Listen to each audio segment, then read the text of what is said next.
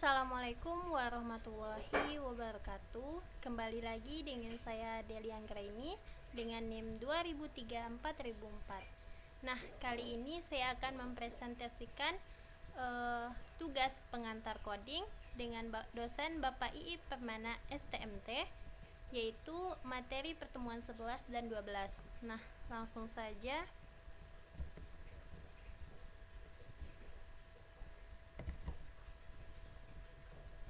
Nah, di sini dengan judul struktur data untuk pemula, dan materi kedua yaitu algoritma dan pemrograman menggunakan bahasa pemrograman C.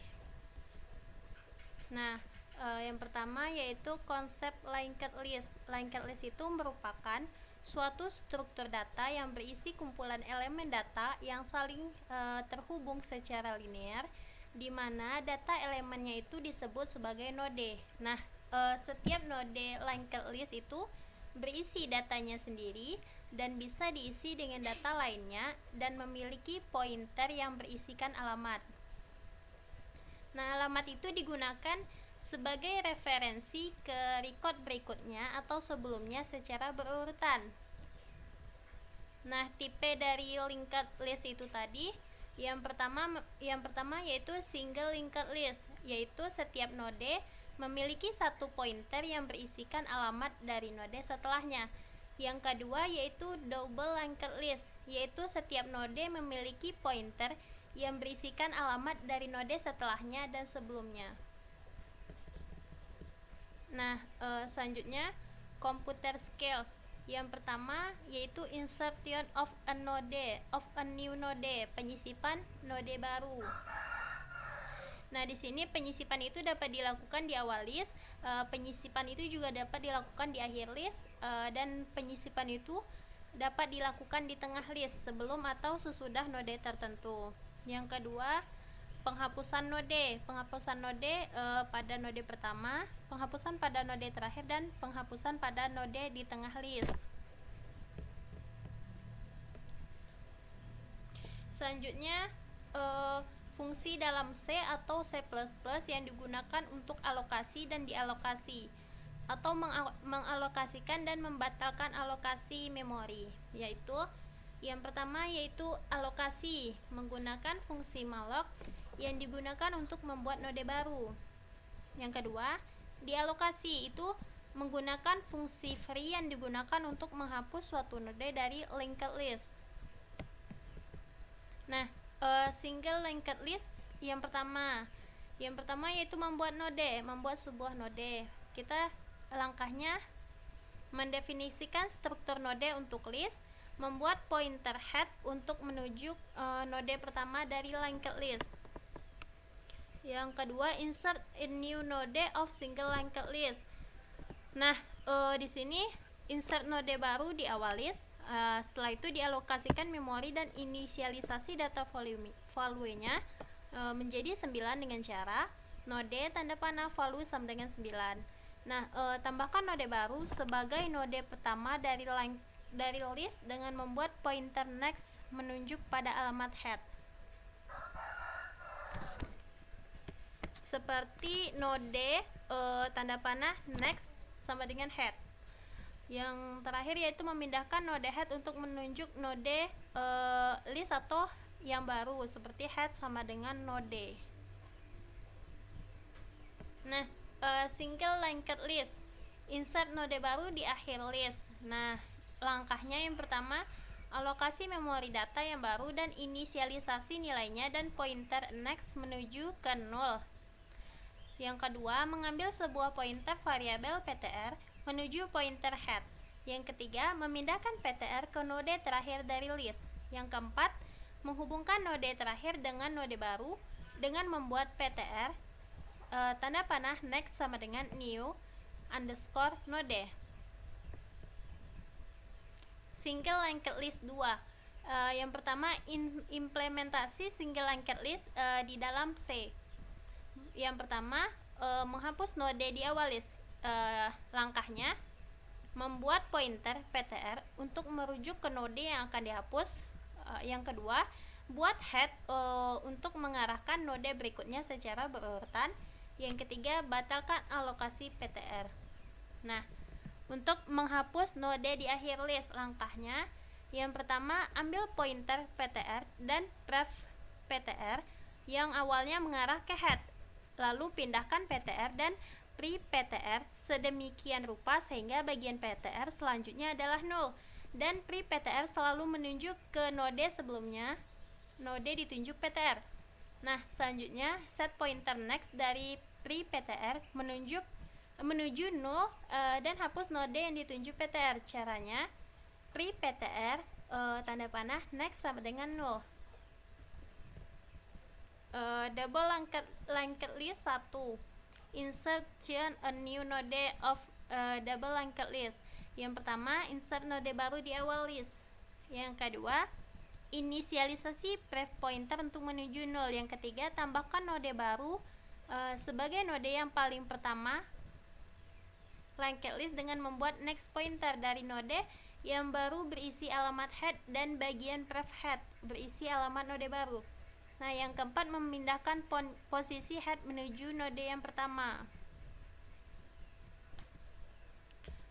Insert node baru di akhir list. Caranya yang pertama, alokasikan memori dan inisialisasi node baru, valuenya menjadi 1. Yang selanjutnya, inisialisasi next pointer menuju 0. Ambil sebuah pointer variabel PTR untuk menuju head. Memindahkan pointer PTR untuk menuju node terakhir dari list dengan menggunakan fungsi while. Selanjutnya, menggunakan node yang ditunjuk PTR dengan node yang baru dengan cara mengisi next pointer dari node PTR dengan alamat node baru, kemudian mengisi pref pointer ke node PTR. Implementasi double linked list di dalam C. Menghapus node di awal list. Langkahnya, yang pertama yaitu membuat pointer PTR dan ditempatkan di node yang akan dihapus, yaitu di bagian awal atau posisi head. Yang kedua, pindahkan head ke node setelahnya. Yang ketiga, pindahkan pointer pref dari head menuju 0. Yang keempat, dialokasikan PTR menggunakan fungsi free. Nah, cara untuk menghapus node di akhir list. Yang pertama, menggunakan satu pointer yaitu PTR, kemudian inisialisasi posisi PTR ke head seperti PTR sama dengan head. Yang kedua, memindahkan pointer PTR untuk menunjuk ke node yang paling terakhir atau node yang akan dihapus dengan menggunakan fungsi while. Selanjutnya, atau pointer next dari node sebelum PTR. Nah, di sini B3 itu terbagi menjadi 3. Yang pertama yaitu 2-3 tree property. Yang kedua, operation atau itu insertion, dan yang ketiga, operation deletion. Graph dan MST. Nah, di sini grafik adalah struktur data abstrak yang digunakan untuk mengimplementasikan konsep matematika dari grafik. Kegunaannya, grafik itu dapat membantu kita dalam mentransformasikan data yang terkait satu sama lain. Contohnya Google Maps. Nah, di sini macam-macam grafik. Yang pertama yaitu grafik tak berarah, yaitu artinya adalah grafik tanpa arah pada setiap sisi atasnya. Dengan kata lain, ia tidak memiliki panah sebagai arahnya, hanya garis lurus saja. Yang kedua yaitu grafik berarah. Adalah grafik dengan arah pada setiap sisinya, pada garisnya itu yang menyatakan arahnya. Yang di sini MST, minimum spanning tree, adalah pohon yang mempresentasikan grafik tanpa loop dan berbentuk pohon. Untuk membuat pohon rentang minimum dari grafik terdapat beberapa metode, yaitu algoritma prim dan algoritma Kruskal. Nah, di sini graph sort test path. Nah, sort test path itu adalah metode untuk menentukan jalur terpendek dari grafik yang bersambung, berarah, dan beruntai. Nah, selanjutnya hashing atau hash function. Nah, hash table atau tabel hash adalah tabel atau array tempat kita menyimpan string aslinya. Indeks tabel itu adalah kunci hash, sedangkan nilainya adalah string asli. Nah, yang kedua yaitu hash function atau fungsi hash. Ada banyak cara lain untuk melakukan hash string menjadi kunci. Yang pertama, divisi, itu paling umum. Yang kedua, kotak tengah. Yang ketiga, melipat. Next.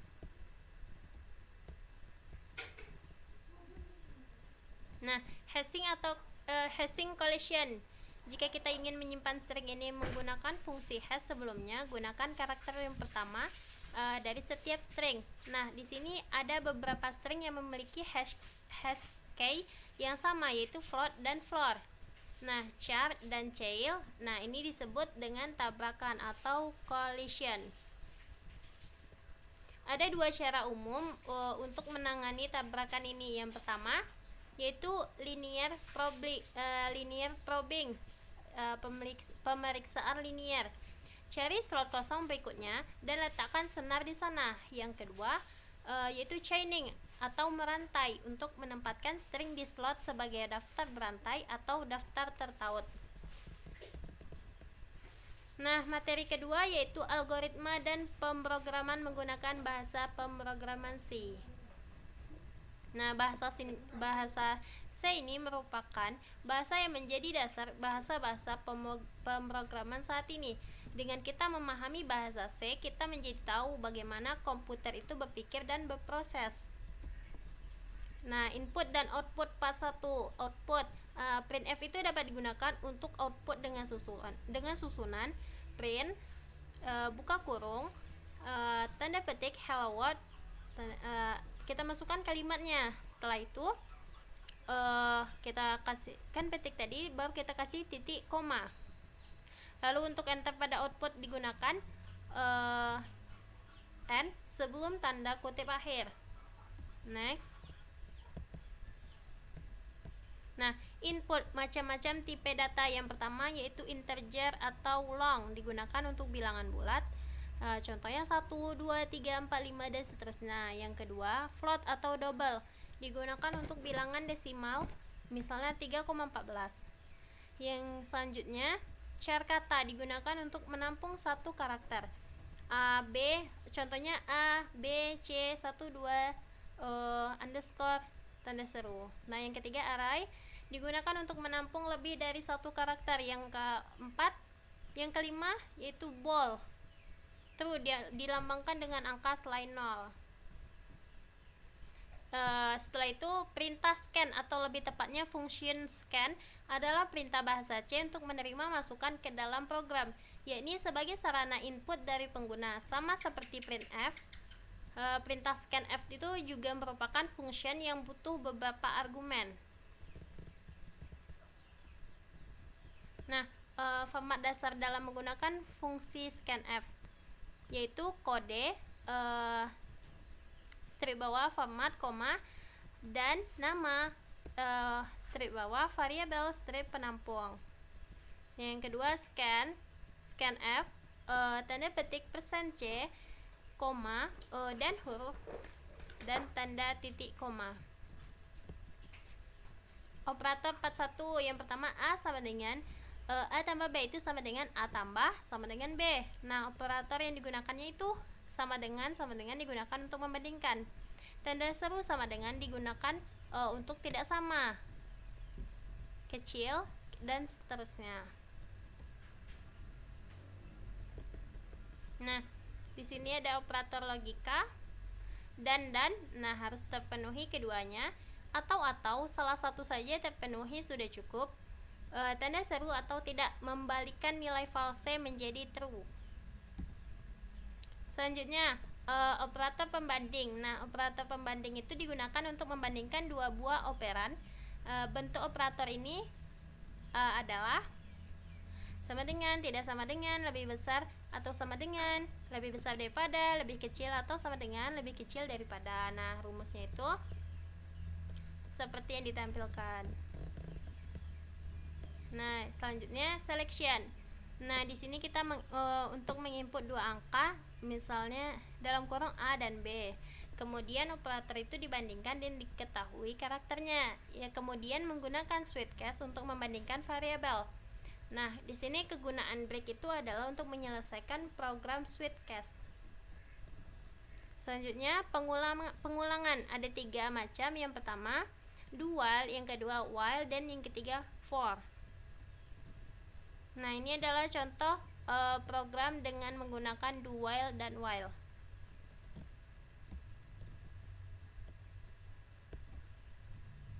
Nah, jadi di dalam pemakaian for, while, dan do while itu, yang pertama do while itu digunakan untuk validasi, bisa dalam bentuk inputan dengan batasan tertentu, dan yang kedua for dan while itu untuk mencetak. Selanjutnya array. Nah, fungsi array itu terdiri dari beberapa jenis. Yang pertama array 1 dimensi, dan yang kedua array 2 dimensi. Array tipe data char itu bentuknya char kata. Setiap indeks array itu akan menempati 1 karakter. Nah, tipe data char itu juga bisa dalam bentuk 2 dimensi dengan konsep yang mirip dengan integer. Yang keempat, jika kita ingin langsung memasukkan nilai ke dalam variabel nama, bisa kita gunakan fungsi strp yang menggunakan fungsi dari studio.h. Lalu kita buatkan printf dan ukuran arraynya. Setelah itu kita tidak perlu memasukkan pada karakter tersebut kolom dan barisnya. Selanjutnya struct. Struct itu merupakan kumpulan dari beberapa tipe data. Selanjutnya ini contohnya. Nah, next function. Function itu terbagi menjadi 2, yaitu yang pertama mengembalikan nilai. Nah, untuk mengembalikan nilai itu biasanya menggunakan fungsi berupa tipe data tergantung dengan nilai yang diinginkan. Yang kedua yaitu tidak mengembalikan nilai. Untuk tidak mengembalikan nilai biasanya itu menggunakan fungsi void. Jika menggunakan fungsi void, kita itu harus membuat sebuah variabel penampung dengan membuat nilai total. Next, fungsi recursive adalah fungsi yang memanggil dirinya sendiri dengan secara berulang sampai ada kondisi yang mengakhiri atau stop proses tersebut. Nah, contohnya contoh dan langkahnya. Kita ingin mencetak angka 1, 2, 3, 4, 5, maka kita membuat fungsi recursive terlebih dahulu. Setelah itu kita membuat fungsi cetaknya 5. Membuat void cetaknya dengan parameter x, karena terjadi penurunan maka parameternya menjadi x kurang 1. Membuat for recursive dengan fungsi cetak awalnya. Nah, selanjutnya kita untuk membuat fungsi recursive itu berhenti dengan menggunakan if x sama dengan 0, return titik koma. Pada cetak 0 fungsi itu akan stop, maka fungsi akan keluar dan fungsi akan mencetak 1, 2, 3, 4, 5 pada pohon rekursifnya. Nah, hasil akhir dari program dapat mencetak angka 1, 2, 3, 4, 5 dan terbukti programnya benar. Bubble sort itu merupakan teknik sorting yang paling simpel. Misalnya kita mempunyai angka 5, 1, 2, 4, 3. Titik fokusnya di sini adalah kita membandingkan dua angka secara terus-menerus sampai angka yang paling besar berada di paling kanan. Nah, secara garis besar algoritma bubble sort itu mempunyai 2 tahapan. Tahap pertama yaitu kita akan melakukan pengulangan dari array ke 0 hingga array ke n1.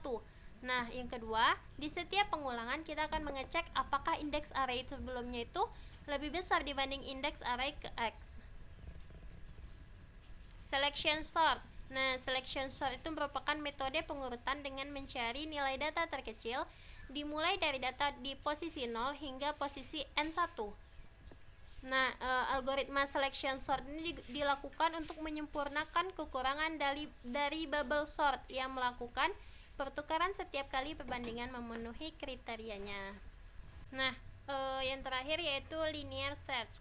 Nah, teknik linier mencari dari depan ke belakang, dicek satu-satu. Nah, yaitu akan menyimpan indeks angka yang dicari dan mencetaknya. Lalu jika yang dicari tidak ditemukan, maka data tidak ditemukan berdasarkan indeks yang kita simpan. Nah, terima kasih. Sekian presentasi dari saya. Apabila ada kesalahan, saya mohon maaf. Saya akhiri dengan Assalamualaikum warahmatullahi wabarakatuh.